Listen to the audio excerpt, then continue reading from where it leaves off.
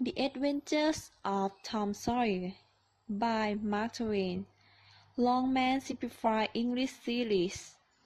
Read by Pairin Srisom. Chapter 2. The fence is whitewashed. Saturday morning had come and all the world was bright and fresh. There was a song in every heart, cheerfulness in every face, and a spring in every step. Tom appeared on a pavement with a bag of whitewash and a long ended brush. He regarded the fence thoughtfully, and his heart was filled with despair. 30 yards of fence 9 feet high. It seemed to him that life was not worth living, a that existence was only abandoned. Sighing, he dipped his brush into the bag and patted it along the topmost board, repeated the operation, did it again, compared the trifling whitewash strip with the immensity of unwhitewashed fence, and sat down on a box discussed. Jim came dancing out at the gate with a box, singing. Before this, drinking water from the town pump had always been helpful work in Tom's opinion, but now it did not seem so. He remembered that there was company at pump. Boys and girls were always there, waiting their turns, dressing, exchanging playthings, quarrelling, fighting, and fooling about. He remembered that although the pump was only 150 yards away, Jim never got back with a bucket of water in less than an hour. Even then, somebody generally had to go after him. "I say, Jim," said Tom, "I will fetch the water if you will whitewash a bit." Jim shook his head. "I can't, Mother Tom. The mistress told me not to stay fooling about with anyone." "Oh, never mind what she said, Jim. Give me the bucket. I won't be a minute. She won't know." "Oh, I daren't, Mother Tom. She would tear my head off. She would really.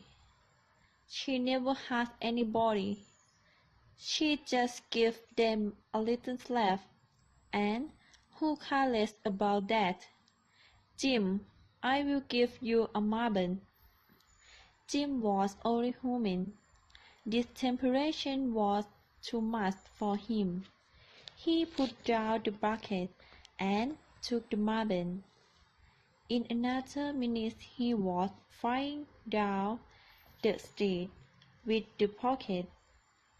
Tom was whitewashing energetically, and Aunt Polly was returning to the house with a slipper in her hand and a triumphant gleam in her eye. But Tom's energy did not last. He began to think of the fun he had planned for this day.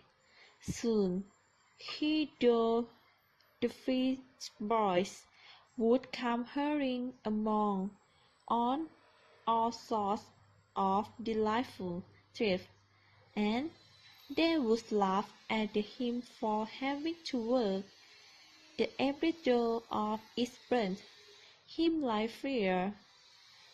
He got out and examined his worldly wealth.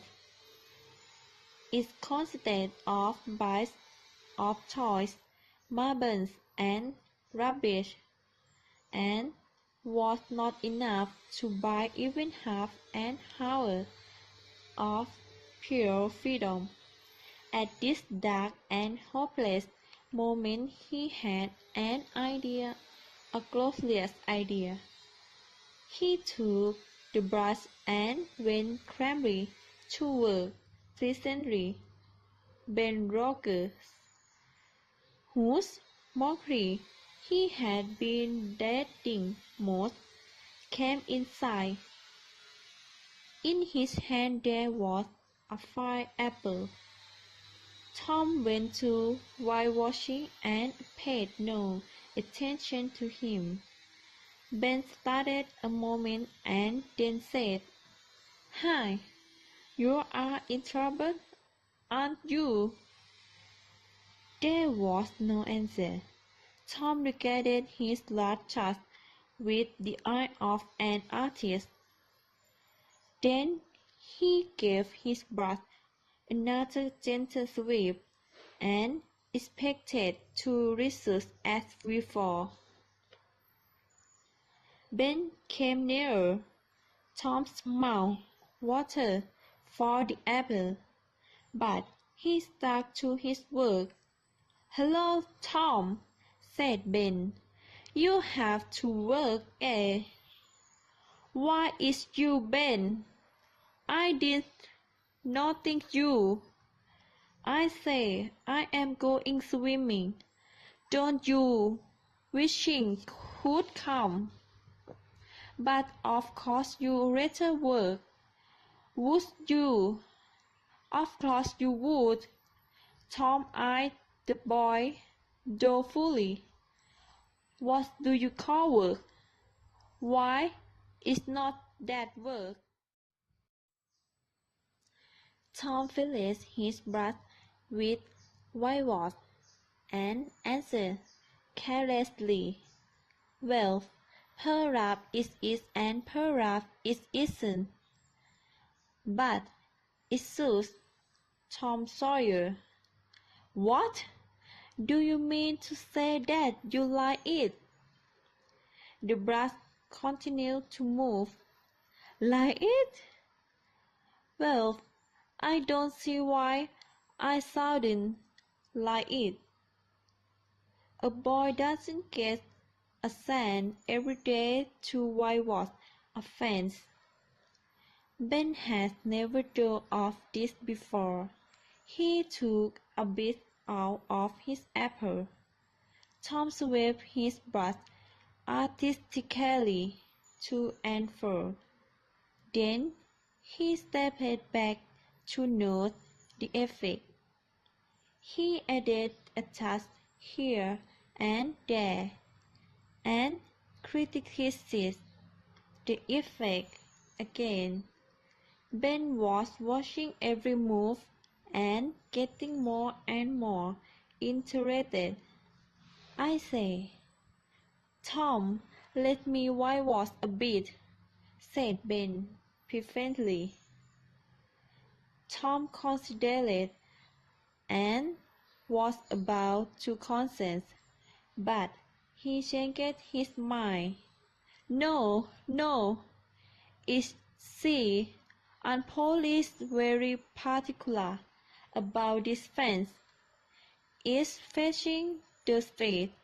You know, if it was the back fence, I won't mind, and she won't. Yes, she is very particular about this fence. It must be done very carefully. I don't think there is one boy in 1,000, perhaps 2,000, who can do it in the way it had to be done." "Is that so? How interesting. Let me just try, only just a little. I would let you, if you were me, Tom." Ben would like to, really, but Aunt Polly wouldn't like it. Jim wants to do it, but she won't let him. Sis wants to do it, but she won't let Sis. Now, don't you see that I am responsible? If you started to violate this fence and anything went wrong. Oh, nonsense. I will be very careful. Now let me try, I say. I will give you my apple when I have nearly finished it. Well, no, Ben, I mustn't. I'm afraid.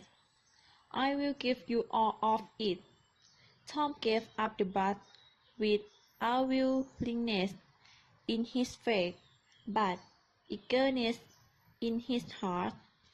While Ben worked and sweated in the sun, the retired artist sat on a burr in the shade close by, ate his apple, and prayed to Tao for of more innocent victims, boys alive fically. They came to mock, but remained to whitewash. By the time Ben was tried out, Tom had promised the next chance to Billy Fisher for a case in good repair. When Billy retired, Johnny Miller bought his prey for a die, rat and a string to swing it with.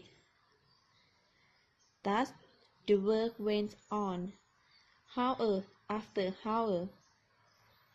By the middle of the afternoon, Tom was what he had, besides the things mentioned above, terraced marble, a pair of spectacles without glasses, a pile of blue better glass, two look door, a key that would not unlock anything, a pile of chalk, a thin shoulder, two tiny frogs, a little cat with only one eye, a brass door hidden, a dog collar, the handle of a knife, and an old window frame.